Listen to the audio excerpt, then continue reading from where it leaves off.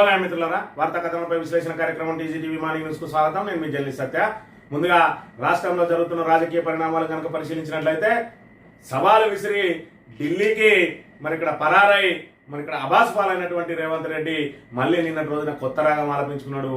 నేను సవాలు విసరలేదు, సూచనలు చేయాలని చెప్పి ప్రతిపక్ష నేతను స్పీకర్కు లెటర్ రాయండి, మీరు ఏ రోజు కోరితే ఆ రోజు అసెంబ్లీని సమావేశపరుస్తామని చెప్పిన తప్ప నేను సవాలు చేయలేదు. మీరు ఇప్పటికైనా అసెంబ్లీలో చర్చిద్దామన్నా ఓకే, లేదంటే ఫామ్ హౌస్ లో కూడా ఇక్కడ మాకు అసెంబ్లీ నిర్వహించడానికి సిద్ధంగా ఉన్నామని చెప్పి మళ్ళీ పవర్ పాయింట్ ప్రజెంటేషన్ ద్వారా ఇక్కడ బీఆర్ఎస్ మీద కేసీఆర్ మీద బురద జల్లే కార్యక్రమానికి తెరలేపిండు ఇటు ముఖ్యమంత్రి రేవంత్ రెడ్డి, అదేవిధంగా నీళ్ల మంత్రి ఇక్కడ ఉత్తమ్ కుమార్ రెడ్డి. పాడిందే పాటరా పాశంలో గీసిగా అన్నట్టు చెప్పిన అబద్ధాన్ని పదే పదే పదే చెప్తే అది నిజంగా మారుతుందని చెప్పే భ్రమలోనే ఉన్నది ఇంకా కాంగ్రెస్ ప్రభుత్వం తప్ప. ఇక్కడ ఏదైతే రైతులకు అండగా నిలవడానికి కాళేశ్వరం లాంటి బృహత్తరమైన ప్రాజెక్టును దాని మీద బురద జల్లి గోదావరిని ఎడారిగా మారిస్తే వచ్చే ఇక్కడ రాజకీయంగా పొందే లబ్ధి కోసం ఎదురు చూస్తా ఉన్నది తప్ప ఇక్కడ రైతులకు మాత్రం పంటకు నీళ్ళు ఇవ్వడానికి ఇక్కడ ససేమిరా అంటా ఉన్నది. ఇప్పటికే ఇక్కడ మేడిగడ్డను రిపేర్ చేయకుండా 19 నెలల నుంచి పడావు పెట్టి ఇక్కడ చెక్కు చెదరని అన్నారం సుందిల్లా ప్రాజెక్టులను కూడా నీళ్లు నింపితే కూలిపోతాయని చెప్పి కొత్త రాగం ఆలపిస్తా ఉన్నాడు ఇక్కడ ఉత్తమ్ కుమార్ రెడ్డి. ఇక్కడ ఏదైతే తెలంగాణ యావత్ సమాజం అంతా కూడా గమనిస్తా ఉన్నది ఏ రకంగా బురదలుతా ఉన్నారు. ఇప్పటికే కూలిపోతుందన్న ఇక్కడ మేడిగడ్డ ఇప్పటి వరకు 10 లక్షల క్యూసెక్కుల నీళ్లు అయిన రోజున కూడా ఆగులలేదు. మళ్ళీ యథావిధిగా వరద ప్రారంభమైంది.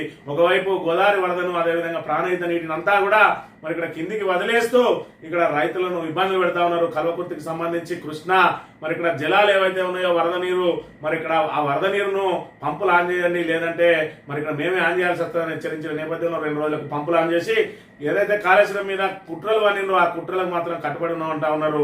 ఇక మరోవైపు చర్చకు రావాలి అని చెప్పి ఏదైతే ఇక్కడ సవాల్ విసిరిండో ఆ సవాల్ను స్వీకరించి సోమాది కూడా ప్రెస్ క్లబ్ పోతే నేను క్లబ్బులకు పబ్బులకు రాను అని చెప్పి ఇక్కడ ప్రెస్ క్లబ్ల మీద కూడా అనుచిత వ్యాఖ్యలు చేసిండు రేవంత్ రెడ్డి. ఒకవైపు వాళ్ళ మాజీ ఎమ్మెల్యే వర్కింగ్ ప్రైవేట్ నిన్నటి రోజున ఇక్కడ ఏదైతే వాటిని ఏదైతే ప్రెస్ క్లబ్ ను అవమానపరిచిండో ఈయన కూడా అదే పంతాల పోతా ఉన్నాడు. అంటే టాప్ టు బాటం వాళ్ళందరూ కూడా అదే పనిలో ఉన్నారు. ఈ వార్తా కథనాలను కనుక పరిశీలించినట్లయితే ముందుగా నమస్తే తెలంగాణలో 9,000 కోట్ల బిగ్ భూతంగా భాగ్యనగర్ టీఎన్జీఓకు దక్కాల్సిన భూమిపై కన్ను గుట్టుచప్పుడు కాకుండా బసవ తారక నగర్ ఖాళీ గుడిసెవాసులను బలవంతంగా వెళ్లగొడుతున్న వైనం తీగలాగితే బయటపడిన 90 ఎకరాల భూదందా. తెర వెనుక బిగ్ బ్రదర్స్, కొందరు కాంగ్రెస్ నేతలు. పోరంబోకు భూమిగా రెవెన్యూ రికార్డులో నమోదు. కాంగ్రెస్ రాగానే ప్రైవేట్ వ్యక్తులకు కట్టబెట్టే కుట్రలు. సుప్రీంకోర్టు పాత ఉత్తర్వులు చూపించి లబ్ధికి యత్నం. ముందుగానే వారితో సర్కార్ పెద్దల ఒప్పందాలు. 30 ఎకరాలకు ఆల్రెడీ ఎన్ఓసి జారీ అయిందట. 10 ఏళ్లు ఆ భూమిని కాపాడిన కేసీఆర్ సర్కార్ దగ్గరుండి వ్యవహారాన్ని నడుపుతున్న సలహాదారు. ఇక్కడ చూసుకున్నట్టయితే భాగ్యనగర్ కు సంబంధించి టీఎన్జీఓలకు దక్కాల్సిన భూమి మీద ఎవరైతే పేదలు గుడిసెలు వేసుకున్నారో ఆ గుడిసెలను ఖాళీ చేయించి ఆ భూమిని అంతా కూడా తమ ఆధీనంలోకి తీసుకురావడానికి ఇక్కడ పెద్ద ఎత్తున ఇక్కడ ఒక స్కెచ్ వేసిండ్రు. అది సుమారు 9,000 కోట్ల రూపాయలట. అంటే ఏ విధంగా అందిన కాడికి దోచుకుంటా ఉన్నారు ఇక్కడ కాంగ్రెస్ నాయకుల ఫ్యామిలీలు ఇక్కడ ఉన్నత స్థానంలో ఉన్న వాళ్ళ బ్రదర్స్ ఏ విధంగా ఇక్కడ దోపిడీకి తెరలేపిందనే అంశానికి దీన్ని మనం ప్రధానంగా గమనించవచ్చు. ఎవరికి ఎక్కడ దొరికితే అందినంత దండుకు అన్న చందంగా నడుస్తా ఉన్నది. ఇక్కడ వాళ్ళని ఖాళీ చేయించడానికి ఏం చేస్తా ఉన్నారట అంటే గుడిసెలు ఖాళీ చేయాలని ఇజ్రాయెల్తోటి దాడి చేస్తా ఉన్నట్టు 5 పట్టుకొని కొట్టిన గుడిసెవాసులు. వెనుక ఉన్న ప్రైవేట్ వ్యక్తులపై తిరుగుబాటు. రణరంగా మారిన బసవతారక నగర్. న్యాయం కోసం బాధితుల రాస్తారోకోట అంటే ఇజ్రాయెల్ తీసుకొచ్చి కూడా దాడులు చేయించి వాళ్ళకు ₹1,00,000 ఇస్తాం, 2 లక్షలు ఇస్తామని గట్టిగా అడిగిన వాళ్ళకు 3 లక్షలు, అంతకంటే ఇంకా ససేమిర్ అన్న వాళ్ళకు 4 లక్షలు ఇచ్చి వాళ్ళని ఒక్కొక్కరిగా ఖాళీ చేయించి ఇప్పటికే 30 ఎకరాలను స్వాధీనం చేసుకున్నారట. అక్కడ చూసుకున్నట్టయితే 9,000 కోట్ల భూమికి స్కెచ్ చేసిండ్రు. ఆల్రెడీ పోరంపోకు భూమిగా ఉన్నదాన్ని ఇక్కడ పాత సుప్రీంకోర్టు ఆర్డర్లు అని చెప్పి సృష్టించి దాన్ని అంతా కూడా వ్యక్తుల పేరు మీదకి రిజిస్ట్రేషన్ చేసి దాని నుంచి తద్వారా వీళ్ళు చేయించుకొని మొత్తానికైతే 9,000 కోట్ల భారీ స్కామ్ కు స్కెచ్ చేసి ఇక్కడ ప్రయత్నం చేస్తున్న పరిస్థితిని గమనించాలి. ఆ భూమి 90 ఎకరాలు, అక్కడ ఎకరం 100 కోట్లు. అంటే ఆ దందా విలువ అక్షరాల 9,000 కోట్లు. బసవతారక నగర్ బస్తీలో ఏళ్ల తరబడి గుడిసెలు వేసుకుని ఇల్లు కట్టుకుని ఉంటున్నాం. ఆధార్, రేషన్ కార్డులు, విద్యుత్, నీటి బిల్లులు ఉన్నాయి. కొందరు మా మీదకి వచ్చి దౌర్జన్యం చేస్తున్నారు, మమ్మల్ని కొట్టి భూములు పొందుకుంటున్నారు. ఇజ్రాలను పురమాయించి దాడులు చేస్తున్నారు. న్యాయం చేయాల్సిన అధికారులు ఆ భూమిని కబ్జాదారులకే నివసిస్తా ఉన్నారు. ఇలాంటి నిరుపేదలు ఏళ్ల తరబడి ఏదైతే అక్కడ ఉన్నారో మరి ఇక్కడ వాళ్ళను నిర్దాక్షిణ్యంగా వెళ్ళగొడుతున్నారు. వెళ్ళగొట్టి ఏమన్నా ప్రభుత్వం ఆ భూమిని స్వాధీనం చేసుకుంటున్నదా అంటే లేదు. ప్రభుత్వానికి సంబంధం లేకుండా కొంతమంది అక్రమార్కులు మరి ఇక్కడ దానికి కబ్జాల పర్వానికి పాల్పడతా ఉంటే ఆ కబ్జా కోరులకే రెవెన్యూ యంత్రాంగం అంతా కూడా అండగా నిలుస్తా ఉన్నట. అయితే గీతే ఆ పేదలకు ఇవ్వాలి, లేదంటే ఆ పేదలకు పునరావాసం కల్పించి ఆ విలువైన భూమిని అంతా కూడా ప్రభుత్వాన్ని స్వాధీనం చేసుకోవాలి. కానీ మధ్యలో ఈ కబ్జా కోరులకు ఎందుకు మరి ఇక్కడ అధికారులు సహకరిస్తా ఉన్నారంటే వాళ్ళ వెనుక ఉన్నటువంటి పెద్ద పెద్ద నేతలే దీనికి ప్రధాన కారణం అనే అంశాన్ని మనం ఇక్కడ ప్రధానంగా చూడవచ్చు. ఇక సీఎం మాట్లాడాల్సిన మాటలు ఇవేనా? నిన్న కళ్ళు కాంపౌండ్, నేడు క్లబ్ పబ్బు.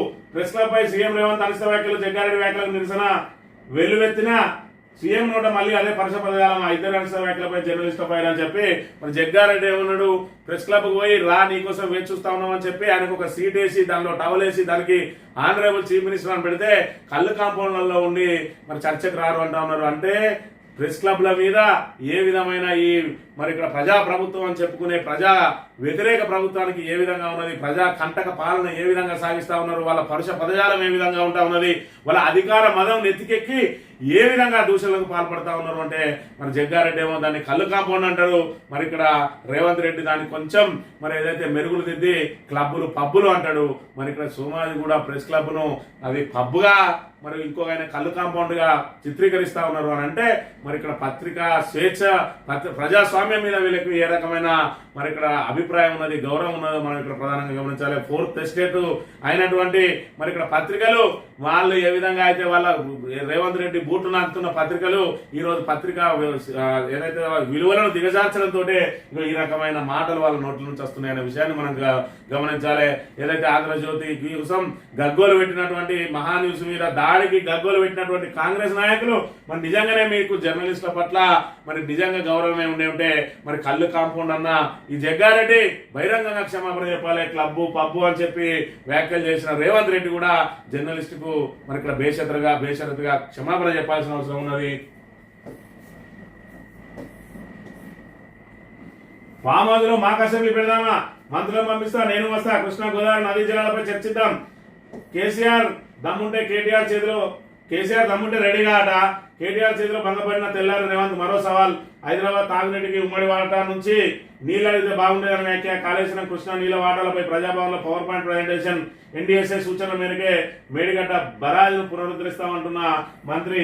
మరి ఇక్కడ నేను నిన్న రోజున మాట్లాడిన మాటలు ఏంటంటే మేము ఎవరితోటి సవాలు చేయలేదు, మరి ఇక్కడ సూచన మాత్రమే చేసిన, ఏదైతే సూచన చేయండి మీరు స్పీకర్ను కోరండి అని చెప్పి మాట మారుస్తా ఉన్నారు రేవంత్ రెడ్డి. అంటే మాటకు మతి లేదు, పూట గతి లేదు అన్నట్టు రేవంత్ రెడ్డి మాట మీద నిలబడే వ్యక్తి కాదు అని చెప్పి మరోసారి తేటతెల్లమైంది.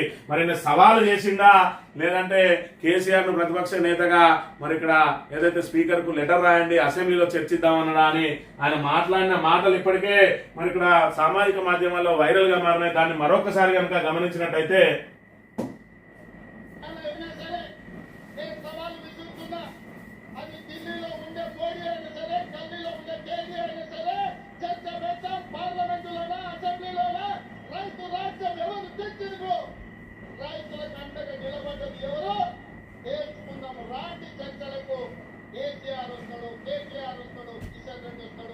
నరేంద్ర మోడీ వస్తాడు, కాంగ్రెస్ పార్టీ కార్యకర్తలు తీసుకొని వస్తానని సూటిగా సవాలు విసురుతాడు.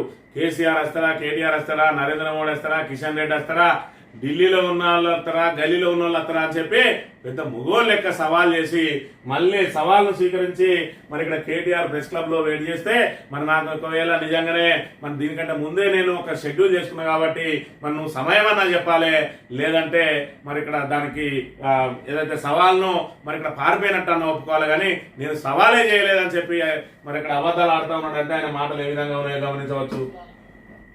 ప్రధాన ప్రతిపక్ష నాయకుడుగా వారిని ఏ తారీఖు వారు వస్తారో, ఏ తారీఖు వారు చర్చిస్తారో ఒక లేఖ రాయమని స్పీకర్ గారికి తక్షణమే ప్రభుత్వం స్పందించి శాసనసభ సమావేశాలను ఏర్పాటు చేసుకుందామని నేను వారికి సూచన చేయడం జరిగింది.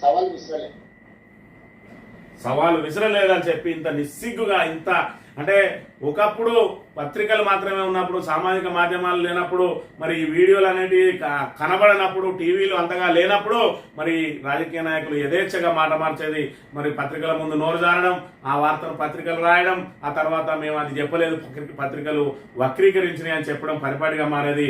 ఈరోజు చూసుకున్నట్టయితే మీడియాను మేనేజ్ చేద్దామన్న సోషల్ మీడియాలో ఎప్పుడు మాట్లాడినాయి అప్పుడు వైరల్ గా మారుతా ఉన్నాయి. మరోవైపు చూసుకున్నట్టయితే మీడియా మరి ఇక్కడ లైవ్ ఏదైతే స్ట్రీమింగ్ చేస్తా ఉన్నాయో లైవ్ స్ట్రీమింగ్ ద్వారా ఏం మాట్లాడుతుంది యథాతథంగా మరి ఇక్కడ ప్రజల వద్దకు చేరుతా ఉన్నది. అలాంటి వీడియో ఎవిడెన్స్ ఉండగా కూడా నేను సవాల్ చేయలేదు, మరి ఇక్కడ ప్రతిపక్ష నేతను మరి ఇక్కడ స్పీకర్కు లెటర్ రాయమన్నా, సూచన చేయమన్నా అని చెప్పి ఇంత అబద్ధాలు మాట్లాడుతా ఉన్నాడంటే ఈయన ఇంకా మనకు నిజాలు ఏదైతే ఆయన మరి ఇక్కడ 6 గ్యారెంటీలు ఇచ్చి 420 హామీలు ఇచ్చి వాటిని నిలబెట్టుకుంటాడనడం ఇంకా మన భ్రమే అని చెప్పి దీని ద్వారా మరొకసారి ఆయన తేటతెల్లం చేసిన అంశాన్ని అయితే మనం ఇక్కడ ప్రధానంగా చూడవచ్చు. ఇక పంపులు నడవకుండా తప్పుల లెక్కలు అబద్ధ మాటలతో మభ్యపెడుతున్నారు. కుక్కతోక వంకరలా చెప్పిన అబద్ధాలని మళ్ళీ చెప్తున్నారు. 50 ఏళ్ల పాలనలో నీటిపారుదలను నిర్వీర్యం చేసింది కాంగ్రెస్. పదవి కోసం పెదవులు మూసుకుని ఆంధ్రాకు దాసోమన్నారు. దయ్యాలు వేదాలు వల్లించినట్టు శుద్ధపూజ మాటలు చెప్తున్నారు. 50 లక్షల ఎకరాలకు నీళ్లు ఇచ్చినట్టు ఆధారాలు బయటపెట్టు. మీ చేతగంతనం వల్లే ప్రాణహిత చేవెళ్ల ప్రాజెక్టు మూలకు మేడిగడ్డ బాగు చేయాలని ఎన్డీఎస్ చెప్పిన చేయరా. బరాజ్ మీద వాహనాలను ఎన్డీఎస్ఏ అనుమతించిందా? అధికారిక సమావేశానికి పిలువనందుకు ప్రివిలేజ్ మోషన్ ఇస్తాం. ముఖ్యమంత్రి వ్యాఖ్యలపై మాజీ మంత్రి హరీష్ రావు ఆగ్రహం అని చెప్పి మరి నిన్నటి రోజున పవర్ పాయింట్ ప్రజెంటేషన్ అని చెప్పి మరి ఇక్కడ ఉత్తమ్ కుమార్ రెడ్డి ఏదైతే అబద్ధాలను పదే వల్లవేసే ప్రయత్నం చేసిండో మరి ఇవాళ చూసుకున్నట్టయితే ఆ బరాజును మేడిగడ్డ బరాజును ఇప్పటి వరకు కూడా పునరుద్ధరించకుండా దాని మీదకి వెళ్ళి వారి వాహనాలను కూడా వెళ్ళడానికి అనుమతిస్తా ఉన్నారు అని అంటే మరి ఇంత వరదలను కూడా తట్టుకొని చెక్కు చెదరకుండా ఉన్నది. కనీసం ఆ కుంగిన పిల్లర్ మీదకి వెళ్ళైనా పోతే ఆ పిల్లర్ మరింత కుంగి కూలిపోతే తాము చెప్పిన అబద్ధం నిజం అని చెప్పి ప్రజలను నమ్మించి మరో 2 సంవత్సరాలు వెల్లదీయాలని చెప్పి ఏదైతే ప్రయత్నం చేస్తా ఉన్నదో మరి ఇక్కడ దాన్ని కూడా నిన్నటి రోజున ఎండగట్టిండు. మరి ఇక్కడ మరమ్మత్తు చేయవు, మరి ఇక్కడ కన్నెపల్లి నుంచి నీళ్లు పైకెత్తిపోయమంటే అన్నారం గుర్తుంది అంటాడు, సుందిల గుర్తుంది అంటాడు. ఏ ముఖం పెట్టుకొని అబద్ధాలు ఆడుతా ఉన్నారు ఇలా ప్రజలందరికీ తెలుసు. మంతని ప్రాంత ప్రజలకైతే పూర్తి వివరాలు తెలుసు. ఇవాళ చూసుకున్నట్టయితే అన్నారం చెక్కు చెదరలేదు, సుందిల చెక్కు చెదరలేదు. అదే విధంగా మేడిగడ్డ బరాజులో ఆ ఒక్క పిల్లర్ గుంగి 2 పిల్లర్ల మీద వేటు పడ్డది తప్ప ఆ బ్లాక్ 7వ బ్లాక్ కనుక మార్చేసినట్టయితే మరి ఇక్కడ యథేచ్ఛగా మనం మళ్ళీ కాళేశ్వరాన్ని వాడుకునే అవకాశం ఉన్నది. మరోవైపు చూసుకున్నట్టయితే అసలు బరాజును ముట్టుకోకుండానే కన్నెపల్లి నుంచి నీటిని తరలించే అవకాశం ఉంటే దానికోసమే తరలించే అవకాశం ఉంటుంది. కానీ మరి ఇక్కడ ఈ అన్నారం కూలిపోద్ది సుందిలో కూలిపోద్ది అని చెప్పి ఇదో అబద్ధాలు వల్లే వేస్తూ ఇవాళ మరి ఇక్కడ ఆంధ్రాకు న్యాయం జరిగే విధంగా నీళ్ళన్నింటినీ కిందికి వదిలేసి తెలంగాణ ప్రాంత రైతాంగాన్ని నిండా ముంచుతా ఉన్నది కాంగ్రెస్ ప్రభుత్వం అనే విషయాన్ని అయితే మనం ఇక్కడ ప్రధానంగా గమనించాలి. ప్రజా సమస్యలపై ఉద్యమిద్దాం. గోదావరి పరివాహక ప్రాంతాన్ని యథావిధిగా మార్చే కుట్ర. కాళేశ్వరం జలాల కోసం ఎదురు చూస్తున్న పంట పొలాలు ప్రభుత్వాన్ని నిలదీసేందుకు కార్యాచరణ సిద్ధం చేయండి. 5 రోజులుగా నందినగర్ లో పార్టీ నేతలతో కేసీఆర్ చర్చలు. రాష్ట్రంలో వర్తమాన పరిస్థితులపై జిల్లాల వారీగా సమీక్షలు. స్థానిక ఎన్నికలకు కార్యకర్తలను సిద్ధం చేయాలని దిశానిర్దేశం. నేడు మరోసారి వైద్య పరీక్షల కోసం యశోద దవాఖానకు కేసీఆర్ అని చెప్పి ఇక ప్రజా సమస్యల మీద మరి ఇక్కడ ప్రత్యక్ష పోరాటాలకు దిగితే తప్ప మరి ప్రభుత్వం స్పందించే అవకాశం లేదు. మరోవైపు చూసుకున్నట్టయితే గోదావరిని పూర్తిగా ఎడారిగా మార్చే ప్రయత్నం చేస్తా ఉన్నది. మరి ఇక్కడ గోదావరి ఏదైతే దానికి సంబంధించిన పరివాహక ప్రాంతం అంతా కూడా మరి ఇది ఎడారిగా మారే అవకాశం ఉన్నది. ఇప్పటికే భూగర్భ జలాలు అడగంటిపోతా ఉన్నాయి. మరోవైపు చూసుకున్నట్టయితే మరి ఇక్కడ ఎండాకాలంలో కూడా పరవళ్ళు దొక్కినాయి, మత్తడి దాటి పరవళ్ళు దొక్కిన మరి అక్కడ చెరువులు కుంటలు అన్ని కూడా ఇవాళ బోసిపోతున్న పరిస్థితి. వర్షాకాలంలో కూడా వాటిని నింపలేని దుస్థితిని తీసుకొచ్చింది. ఇవాళ మరి కేవలం వెల్లంపల్లి ద్వారా మాత్రమే వాడుకుంటూ ప్రాణహిత జలాలను పూర్తిగా ఆంధ్రాకు వదిలేస్తున్న అసమర్థ ప్రభుత్వం మరి ఇక్కడ పరిపాలన చేస్తా ఉన్నది 19 నెలల నుంచి అనే విషయాన్ని మనం ఇక్కడ గమనించాలి. ఇక కల్తీ కళ్ళు కాటుకు 6 మృతి, మరో 26 మందికి తీవ్ర అస్వస్థత. నిమ్స్లో కొనసాగుతున్న చికిత్స. 5 కళ్ళు దుకాణాలు సీజు. ఎక్సైజ్ అధికారుల అదుపులో నిర్వాహకుడు కాంగ్రెస్ నేత తప్పించుకునేందుకు దొడ్డిదారులో యత్నం. బాధితులపై కఠిన చర్యలు తీసుకుంటామంటూ మంత్రి జూపల్లి హెచ్చరిక గారు చెప్పి మరి ఇక్కడ హైదరాబాద్ లో కళ్ళు కాంపౌండ్లు ఏవైతే ఉన్నాయో వాటికి మరి గత ప్రభుత్వం నిషేధం విధించినా కూడా అవి మళ్ళీ కొనసాగుతూనే ఉన్నాయి. మరి అవి అధికార పార్టీ కన్సర్న్లు నడుస్తూ ఉన్నాయట. కల్తీ కళ్ళు దాగి ఇప్పటికే మరి ఇక్కడ 6 మృతి చెందితే మరో 28 మంది మరి ఇక్కడ తీవ్ర అస్వస్థతతో ఉన్నారు. మరి వీళ్ళ మీద కఠిన చర్యలు చేపట్టడమే కాదు మరి కల్తీ కళ్ళకు కారకులైన మరి ఇక్కడ కాంగ్రెస్ నేత ఎవరైతే ఉన్నారో ఆయనను కాపాడే ప్రయత్నం చేస్తున్నటువంటి ప్రభుత్వం మరి ఖచ్చితంగా ఆయన మీద చర్యలు చేపట్టాల్సిన అవసరం ఉందనే విషయాన్ని కూడా గమనించాలి. ఇక బస్తా యూరియా 400 కొరతను సొమ్ము చేసుకుంటున్న వ్యాపారులు బ్లాక్ మార్కెట్ కు తరలింపు. భారీగా ధర పెంపు. సహకార సంఘాల కోటాలో మహారాష్ట్రకు వ్యాపారులతో ప్రభుత్వాధికారుల కుమ్మక్కు రైతులకు నానో యూరియా అంటగడుతున్న వైనమని చెప్పి మరి ఇక్కడ 266కు విక్రయించాల్సిన యూరియా బస్తాను 400కు విక్రయిస్తూ మరి ఇక్కడ చూసుకున్నట్టయితే యూరియా కోసం ఇప్పటికే పడిగాపులు కాస్తా ఉన్నారు. యూరియా కొరత స్పష్టంగా కనబడతా ఉన్నది. దాన్ని మరి ఇక్కడ ఏదైతే వ్యాపారులు మరి సొమ్ము చేసుకుంటా ఉన్నారు. ఒకవైపు వాళ్ళే యథేచ్ఛగా బహిరంగంగా 400 తీసుకుంటామని చెప్పి చెప్తా ఉంటే మరోవైపు యథేచ్ఛగా బ్లాక్ మార్కెట్ కు తరలి అది 600 నుంచి 800కు పోయే ప్రమాదం ఉన్నది. మరి ఇప్పటికి కూడా ప్రభుత్వం మొద్దు నిద్ర వేయడం లేదు. మరి ఇక్కడ యూరియా అనేది ఇలా కొరత వచ్చిన తర్వాత మరి కేంద్ర మంత్రుల దగ్గరికి పోయిండు. మరి 2 నెలల నుంచే మరి యూరియా కోసం మరి ఇప్పటికే సరిపడా స్టాక్ ఉంచుకోవాల్సిన వ్యవసాయ శాఖ మంత్రి వ్యవసాయం గురించి తప్ప అన్ని మాట్లాడుతూ ఉంటాడు. ఇవాళ రేవంత్ రెడ్డి ప్రభుత్వాన్ని దేశవ్యాప్తంగా కోరుకుంటున్నారట మిగతా రాష్ట్రాలు కూడా. ఎందుకంటే మరి ఇక్కడ సుభిక్షంగా సాగుతున్నటువంటి ఆ రైతులను మరి ఇక్కడ ఇక్కట్లకు గురి చేసినందుక, ఇవాళ మహిళలకు 2500 ఇచ్చారు మోసం చేసినందుక, కళ్యాణ లక్ష్యంలో ₹1,00,000 ఇస్తా అంటే మేము ఇంత తులం బంగారం ఇస్తాము ఆడబిడ్డలకు అని చెప్పి మోసం చేసినందుక, విద్యార్థులకు స్కూటీలు ఇస్తా అని చెప్పి మోసం చేసినందుక, మరి ఏ విధంగా వాళ్ళ ప్రభుత్వం కావాలనుకుంటారో రైతు భరోసా రైతు బంధు టింగ్ టింగ్ అని మరి నాట్లప్పుడు వస్తే మరి ఇప్పుడు వీళ్ళు రైతు భరోసా పేరుతోటి 7,500 ఇస్తామని 6,000 కుదించి 2 విడుదల ఎగ్గొట్టి ఇవాళ ఓట్లప్పుడు మాత్రమే ఇస్తున్న రైతు భరోసా కోసం మరి మిగతా రాష్ట్రాలు ఎదురు చూస్తున్నాయి అనేది మరి ఇక్కడ వ్యవసాయ శాఖ మంత్రి తుమ్మల నాగేశ్వరరావు చెప్పాలి. మరి సీనియర్ మంత్రి అయ్యుండి కూడా అబద్ధాలను మరి వల్లే వేస్తా ఉన్నాడు. కాంగ్రెస్ అంటేనే అబద్ధాలు, కాంగ్రెస్ లో చేరితే అబద్ధాలు, ఆడకపోతే వాళ్ళకు మనగడు ఉండదన్న చందంగా వ్యవహరిస్తున్న తీరును మనం ఇక్కడ గమనించాలి. ఇక కొంత దిలీపుని ఏ విధంగా అయితే కేసులతో వేధిస్తా ఉన్నారో సోషల్ మీడియా ఇన్ఛార్జ్ మరి ఆయనకు హైకోర్టులో నిన్నట ఊరుగా లభించిందట 5 కేసుల మీద తదుపరి ఎలాంటి చర్యలు చేపట్టాలని స్టే విధించిన అంశాన్ని, అంటే మరి ఇక్కడ బీఆర్ఎస్ నాయకులందరూ కూడా పోలీసులు పెట్టే అక్రమ కేసులతోటి మరి ఇక్కడ కోర్టుల ద్వారా రక్షణ పొందాల్సిన దుస్థితి వచ్చింది. దాంతో మరి ఇక్కడ బీఆర్ఎస్ అనేది సెపరేట్ గా లీగల్ సెల్ ఏర్పాటు చేసింది. ఇవాళ లీగల్ సెల్ మరి ఇక్కడ బీఆర్ఎస్ నాయకులకు కార్యకర్తలకు శ్రీరామ రక్షగా ఉన్నది. లేదంటే ఇప్పటికే వాళ్ళు పెట్టే కేసులతోటి వేధింపులతోటి మరి ఇక్కడ ఆర్థికంగా చితికిపోయేవారు బీఆర్ఎస్ కార్యకర్తలు అనే వాళ్ళు. ఏ విధంగా బీఆర్ఎస్ ను సర్వనాశనం చేయాలని పోలీసులు ఏ విధంగా అయితే వాడుకుంటున్నారో పోలీసులకు కూడా కోర్టులు అదే రీతిలో హెచ్చరిస్తా ఉన్న పరిస్థితిని మనం ఇక్కడ చూడవచ్చు. ఇక సాక్షి దినపత్రిక విషయానికి వస్తే మీరు ఎప్పుడంటే అప్పుడే, మరి మొన్న పారిపోయింది ఎప్పుడే, మరి ఎప్పుడంటే అప్పుడే అని చెప్పి ఢిల్లీకి వారిపోయిన రేవంత్ అదితో పూర్తిగా ఏదైతే మరి ఇక్కడ నానా ఏదైతే ప్రజల్లోకి సొచ్చుకొని పోయింది, సవాలు విసిరి తోక ముడిచిండు అనే విషయం మరి ఇక్కడ సోషల్ మీడియా ద్వారా ప్రజలందరూ కూడా ఆయన విసిరిన సవాళ్ళు చూసిండ్రు. మరి ఇక్కడ ఏదైతే కేటీఆర్ స్వీకరించిన సవాళ్ళు చూసిండ్రు, ఆయన పోయి ప్రెస్ క్లబ్ లో వెయిట్ చేసింది చూసిండ్రు.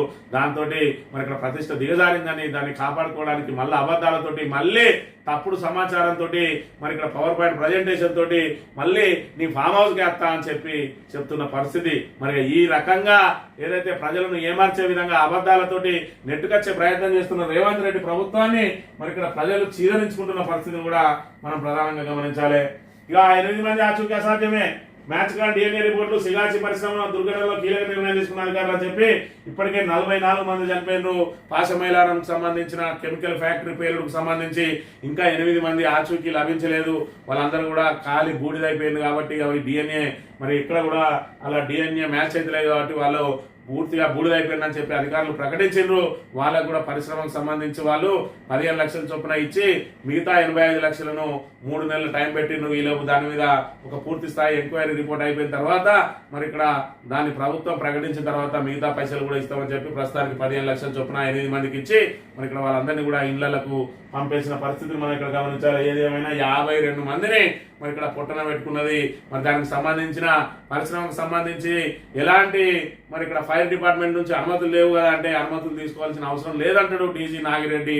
ఈ రకంగా ఉన్నది కాంగ్రెస్ ప్రభుత్వ పరిపాలన అని మనం ఇక్కడ చూసుకోవాలి. ఈ ప్రభుత్వం భయపడుతోంది నేను రైతులను కలవడానికి ఇన్ని ఆంక్షలు అని చెప్పి ఇక్కడ ఏపీలో అదేవిధంగా తెలంగాణలో సమాంతరంగా నడిపిస్తా ఉన్నారు. గురు శిష్యులు ప్రతిపక్షాలను ఎక్కడికక్కడ కట్టడి చేయడానికి ప్రయత్నం చేస్తా ఉంటే ప్రతిపక్షాలు జనాలలో తిరుగుతుంటే అధికార పక్షం అబద్ధాలతోటి మరి ఊరేగుతున్న పరిస్థితి అక్కడ ఏపీలో అయితేంది, ఇక్కడ తెలంగాణలో అయితేంది. మరి ఇక్కడ ప్రతిపక్ష నాయకులు బలంగా తమ వాదన అయితే వినిపిస్తా ఉన్నారు, ప్రజల తరఫున పోరాటం చేస్తా ఉన్నారు. అక్కడ జగన్, ఇక్కడ కేటీఆర్, హరీష్ రావు, అదేవిధంగా మరి ఇక్కడ మిగతా బీఆర్ఎస్ నాయకులు అనే విషయాన్ని కూడా మనం ఇక్కడ చూడాలి. సార్వత్రిక సమ్మె ప్రశాంతం.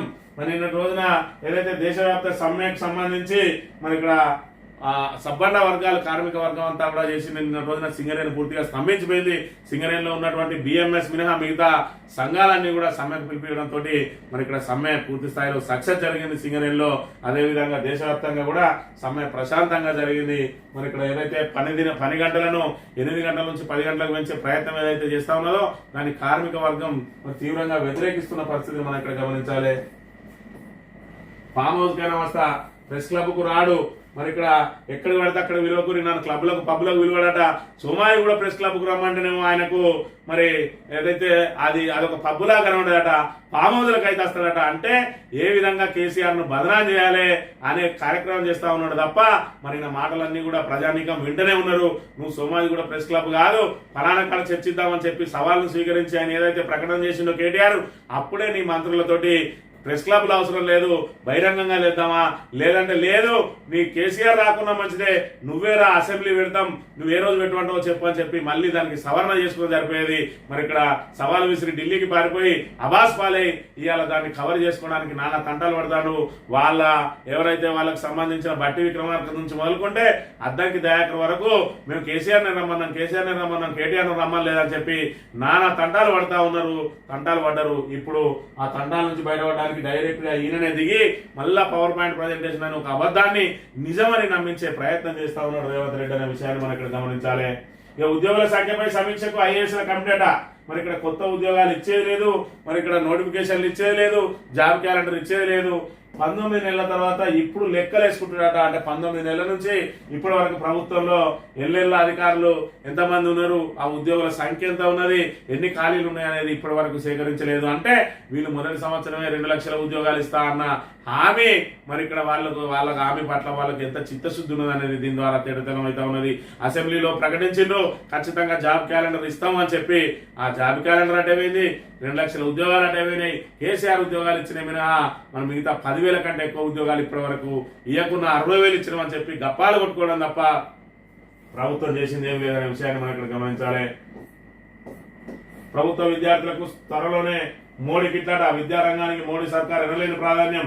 కేంద్ర హోంశాఖ సహాయ మంత్రి బండి సంజయ్ కుమార్ కరీంనగర్లో విద్యార్థులకు సైకిల్ పంపిణీ చేసిన మంత్రి అని చెప్పి ఈయన మరి ఇక్కడ రాష్ట్రానికి సంబంధించి నిధులు తేవడం చేత కాదు, మరి అదే విధంగా ఆయన సొంత నియోజకవర్గానికి నిధులు తెచ్చి డెవలప్ చేసడం చేత కాదు. ఏదైతే ఎంపీ ల్యాండ్స్ ఏదైతే మరి రొటీన్లు వస్తాయో వాటిని సైకిల్ గా మార్చి మరి వాటిని పంపిణీ చేసి దానికి మరి ఇక్కడ మొత్తం బండి సంజయ్ మొత్తం సైకిల్ పంపిణీ చేస్తా ఉన్నాడని చెప్పి పెద్ద మరి కేంద్ర మంత్రి స్థాయిలో ఉన్న వ్యక్తి దగ్గర నుంచి మనం ఎలాంటి అభివృద్ధి ఆశిస్తామో ఆయన చేసే సంక్షేమ పథకాలు ఏ విధంగా ఉన్నాయో మనం ఇక్కడ గమనించాలి. అంటే ఆయన స్థాయి కార్పొరేటర్ స్థాయిగానే ఇంకా ఆయన అనుకుంటా ఉన్నాడు కార్పొరేటర్ కదా, మరి ఇక్కడ తన బర్త్డేలకు తనకు వచ్చే ఏదైతే వార్డుకు సంబంధించిన మరి నిధులు ఏవైతే ఉంటాయో వాటిని పంచినట్టు ఎంపీ ల్యాండ్స్ సైకిల్ రూపంలో పంచి దానికే మొత్తం ఈ తెలంగాణ ప్రాంతాన్ని నేను మరి అభివృద్ధి చేస్తున్నా అని చెప్పి పోజు పెడుతున్న పరిస్థితిని మనం ఇక్కడ చూడాలి. హైదరాబాద్ పరిధిలో 35 ఆర్థిక మండలాలట, ఉపాధికి నిలయంగా మహానగరం.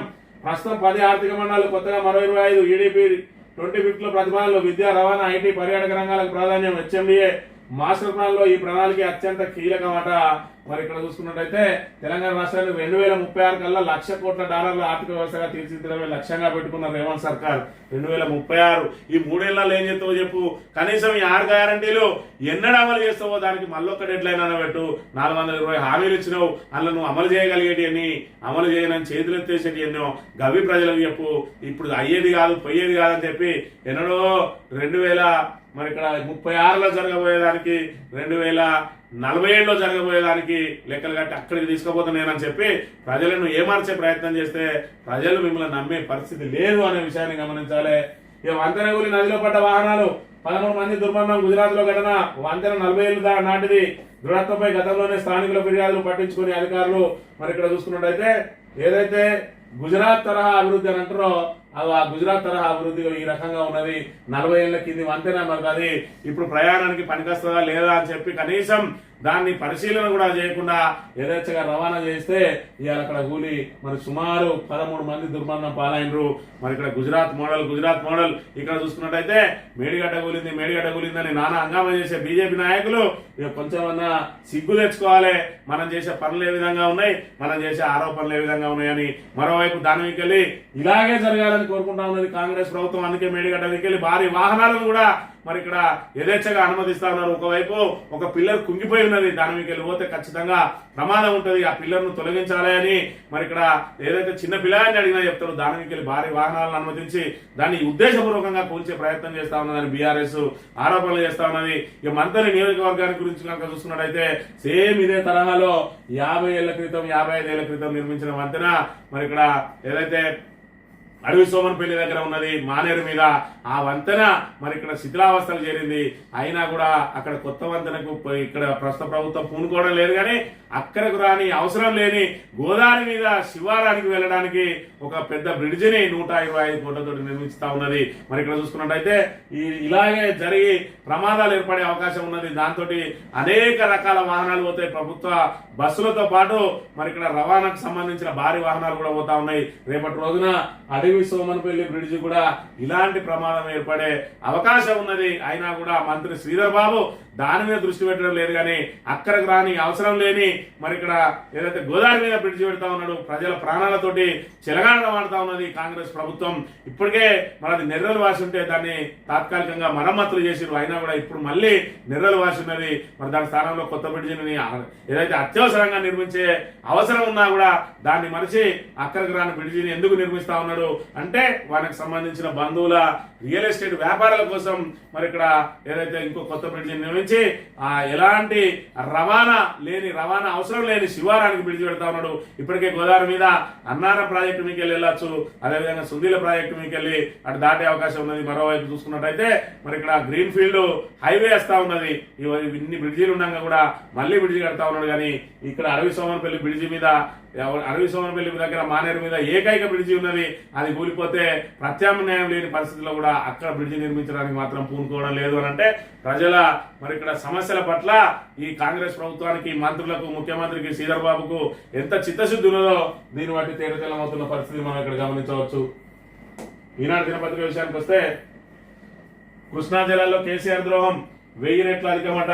మరి ఇక్కడ కాంగ్రెస్ 50 సంవత్సరాలు పరిపాలించింది, తెలంగాణకు 50 సంవత్సరాల పాటు మరి ఎందుకు మరి ఇక్కడ 34% ఉన్నదనే వల్ల అసలు ద్రోహి ఎవరా అంటే తెలంగాణకు ద్రోహే కాంగ్రెస్. మనం కొట్లాడి తెచ్చుకునేదే కాంగ్రెస్ మీద, ఇవాళ తీసుకుపోయి కాంగ్రెస్ చేతిలో పెడితే మరి ఏమవుతుంది అనే చిన్న లాజిక్ మర్చిపోయారు తెలంగాణ ప్రజలు. మనం తెలంగాణ కావాలన్నది కొట్లాడింది ఎవరి మీద? కాంగ్రెస్ ప్రభుత్వం మీద. అప్పుడు కేంద్రంలో కాంగ్రెసే ఉండే. మరి ఎవరి చేతుల నుంచి కావాలనుకున్నాం? కాంగ్రెస్ చేతుల నుంచే. అప్పుడు కిరణ్ కుమార్ రెడ్డి ఉండే. అంటే మనం మొదలు పెట్టిన నాడు మరి ఇక్కడ ఏదైతే 2000 కోట్ల టీడీపీ ప్రభుత్వం ఉండే, అప్పటి నుంచి మరి 2004లో కాంగ్రెస్ ప్రభుత్వం ఎక్కింది, 14 వరకు అదే ఉన్నది. ఈ రీతిలో మరి వాళ్ళ మీదనే పోరాటం చేసి మనం సాధించుకుని ఆత్మగౌరవంగా నిలబడుతూ మరి ఇక్కడ ఏదైతే అభివృద్ధి దిశగా పోతా ఉంటే మళ్ళీ తీసుకుపోయి మరి గొర్రె కషాయం నమ్ముతుంది అన్నట్టుగా మళ్ళీ తీసుకుపోయి మళ్ళీ కాంగ్రెస్ చేతిలోనే పెడితే ఇవాళ మన దుస్థితి ఏ విధంగా ఉన్నది. ఇవాళ తెలంగాణ కోసం కొట్లాడినోనే మరి ఇక్కడ మాటలు అంటున్న పరిస్థితి. మరి ఇక్కడ తెలంగాణను సాధించి చావునోట్లో తలబెట్టినోనే మరి ఇక్కడ తెలంగాణ కోసం జై తెలంగాణ అని ఇప్పటి వరకు కూడా అనని వ్యక్తి విమర్శిస్తూ ఇలా మరి రాక్షసానందం పొందుతా ఉంటే మనం చెవులు మూసుకోవాల్సిన దుస్థితి ఏర్పడ్డది. దీనికి అంతటి కూడా కారణం మరి ఇక్కడ ఆశ పెడతారు, మోసం చేస్తారు అని చెప్పి కేసీఆర్ చెప్పినా కూడా మనం ఆ మాటలు నమ్మకుండా ఏదైతే కాంగ్రెస్ కోట్లేసినామో ఇవాళ నిజంగానే గోసపడతా ఉన్నాం. మరి ఇక్కడ ఏదైతే తెలంగాణ కోసం అహర్నిశలు కృషి చేసిన ఆ కేసీఆర్ ఫ్యామిలీని నానా మాటలంటూ ఇవాళ కించపరుస్తూ మరి ఇక్కడ రాక్షసానందం పొందుతున్నటువంటి ఈ కాంగ్రెస్ నేతలందరికీ తెలంగాణ సమాజమే బుద్ధి చెప్పాల్సిన అవసరం ఉన్నది. అందుకే ఎలక్షన్ ఎప్పుడు వచ్చినా అది స్థానిక సంస్థలే కానీ మరి ఇక్కడ ఏదైతే పట్టణానికి సంబంధించిన మున్సిపల్ ఎన్నికలే కానీ మరి ఇక్కడ సర్పంచ్ అయినా, ఎంపీటీస్ అయినా, జడ్పీటీస్ అయినా, కార్పొరేటర్ అయినా, కౌన్సిలర్ అయినా, ఎన్నిక ఏదైనా కాంగ్రెస్ కు బుద్ధి చెప్పినప్పుడే మరి నాయకులందరికీ కూడా బుద్ధి వస్తుంది. అందుకే ఎన్నికల్లో మరి ఇక్కడ వాళ్లకు డిపాజిట్ రాకుండా వాళ్ళని అధపాదాలనికి తొక్కిన రోజే మన తెలంగాణ డెవలప్ అవుతుంది. కాంగ్రెస్ కు హటావో, తెలంగాణకు బచావో అనే నినాదంతో మనం ముందుకు పోతూ ఇవాళ మన తెలంగాణను మళ్ళా మనం అభివృద్ధి దిశగా ముందుకు తీసుకుపోవాలంటే ఈ 3 ఏళ్ల పాటు కూడా మనం తిరోగమనంలో పోకుండా వాళ్ళ మెడలు వంచి పనులు చేసుకోవాలంటే ఎప్పుడు ఎలక్షన్లు వచ్చినా వాళ్ళకి డిపాజిట్ రాకుండా మనం ఓటేసినప్పుడే వాళ్ళు మళ్ళీ వాళ్ళు ఇచ్చిన హామీల వైపు కానీ లేదంటే అభివృద్ధి వైపు కానీ అప్పుడు సెటరేట్ అవుతారు తప్ప లేకుంటే వాళ్ళ పరిపాలన ఇదే విధంగా ఉంటుంది. తెలంగాణ పూర్తిగా అప్పుల కుప్పగా మార్చి సర్వనాశనం చేస్తారని చెప్పి మీ అందరి ముందు ఇది ఈ రోజు మార్నింగ్ న్యూస్. తిరిగి రేపు వెళ్దాం. Thank you very much.